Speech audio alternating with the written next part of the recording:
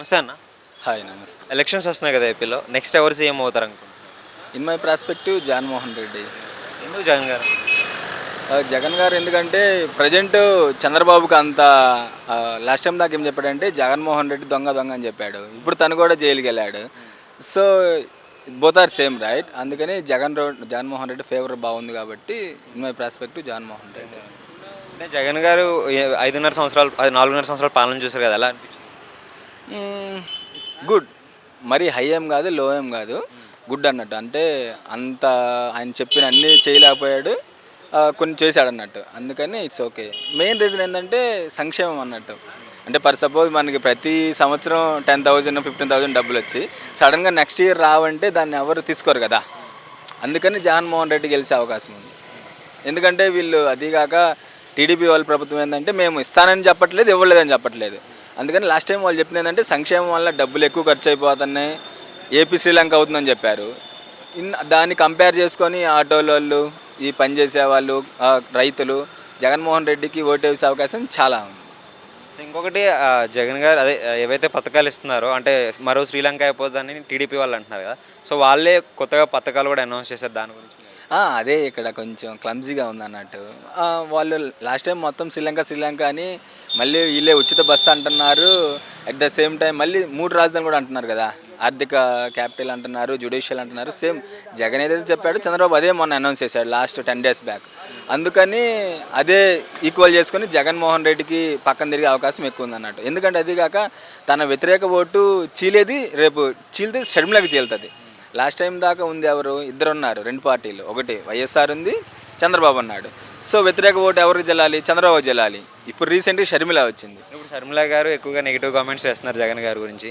So మీ మీ అభిప్రాయం ఏంటి దాని గురించి? ఇన్ మై ప్రాస్పెక్టివ్ మేబీ ఇది జగన్మోహన్ రెడ్డి వ్యూహం అవ్వచ్చు అని నా అనుమానం. ఎందుకంటే లాస్ట్ టైము వైఎస్ రెండోసారి గెలవడానికి కారణం ఎవరు? చిరంజీవి వ్యతిరేక ఓటు చీల్చాడు, నాయుడు ఓటు చీల్చాడు. సో అందుకని వైఎస్ ఈజీగా గెలిచాడు అన్నట్టు. అట్ ద సేమ్ టైం ఈసారి ప్రభుత్వ వ్యతిరేక ఓటు తను చీల్చాడు అనుకో, షర్మిల చీల్చింది అనుకో, ఆటోమేటిక్గా జగన్కి అదే ఓటు షేర్ ఉంటుంది, జగన్ గెలిచే అవకాశం ఉంది. అంటే ఇప్పుడు షర్మిల గారు అభివృద్ధి లేదని చెప్పేసి జగన్ గారిని క్వశ్చన్ చేస్తున్నారు కదా, ఆరోపిస్తున్నారు. సచివాలయాలు కానీ, ఆర్బీకే కేంద్రాలు, నెక్స్ట్ ఇంకా పాఠశాలల అభివృద్ధి. సో వీటిని that's quite common.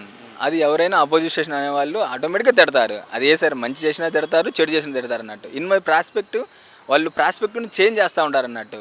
That's call mind set right. మన ఓటర్స్ని మైండ్ సెట్ చేంజ్ చేయడమే వాళ్ళ మెయిన్ కర్తవ్యం, వాళ్ళ అజెండా అది. అలా మైండ్ సెట్ చేంజ్ చేస్తుంది అన్నట్టు, వాళ్ళు ఏం చేయట్లేదని అంతే. మైండ్ సెట్ వాళ్ళు మైండ్ సెట్ చేంజ్ చేయడమే కదా వాళ్ళ అజెండా. అంటే ఇప్పుడు చూసుకుంటే జగన్ గారు చాలా మెడికల్ కాలేజెస్ కానీ, సో ప్రభుత్వ కళాశాలలు ఓపెన్ చేయడం కానీ, సో ఈ డెవలప్మెంట్ కాదంటారా? అంటే in my prospective Jaganmohan Reddy ఇవన్నీ ఎక్స్ప్లెయిన్ చేయలేకపోతున్నాడు అన్నట్టు. తను లాస్ట్ టైం వచ్చిన కంపెనీస్ని అన్నీ తను డైరెక్ట్గా ఇనాగ్రేషన్ చేయకుండా వేరే వాళ్ళతో చేయించడం వలన అంత పాపులారిటీ రావట్లేదు. ఇప్పుడు చంద్రబాబు అనుకోండి, ఏదైనా చిన్న కంపెనీ ఉందనుకోండి, తను పదే అదే చెప్తాడు, నేను తెచ్చానని. అలా తను చెప్పుకోకపోవడం వలన తను చేసినవి మొత్తం కనపడట్లేదు. టీడీపీ ఏదైతే ఆరోపణలు చేస్తున్నారో మళ్ళీ షర్మిల వచ్చి అవే ఆరోపణలు చేస్తున్నారు. దాని గురించి మీ అభిప్రాయం ఏంటి? టీడీపీ చెప్పినా ఈమె కూడా చెప్తున్నారు.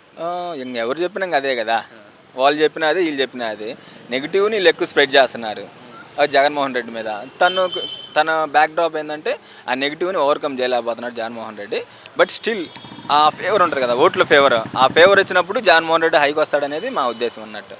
ఇంకొకటి షర్మిల గారు తెలంగాణలో పార్టీ పెట్టి ఇప్పుడు కాంగ్రెస్లో కలిసిపోయి ఏపీలో పోటీ చేయడంపై మీ అభిప్రాయం ఏంటి? తెలంగాణలో తనకంటూ సముచిత స్థానం ఏమి ఇవ్వలేదు అన్నట్టు.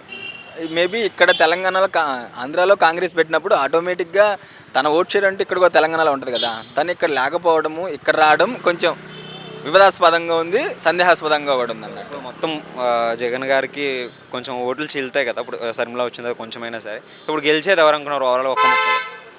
జగన్మోహన్ రెడ్డి ఆబ్వియస్లీ. తను last time just imagine Pawan కళ్యాణ్కి ఎంత ఫేవర్ ఉంది ఫ్యాన్స్లో, కానీ తన ఓట్లు గెలవలేదు అన్నట్టు.